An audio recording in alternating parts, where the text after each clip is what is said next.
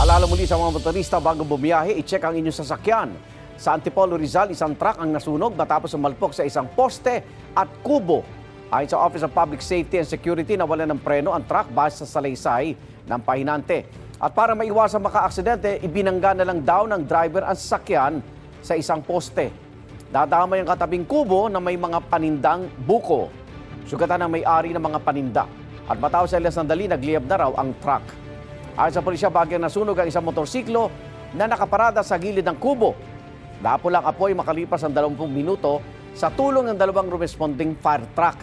At nagkaayos rin daw ang dalawang panig ukol sa pagpapaayos sa nasirang kubo at pagbabayad sa mga buko at maging sa nasirang motor.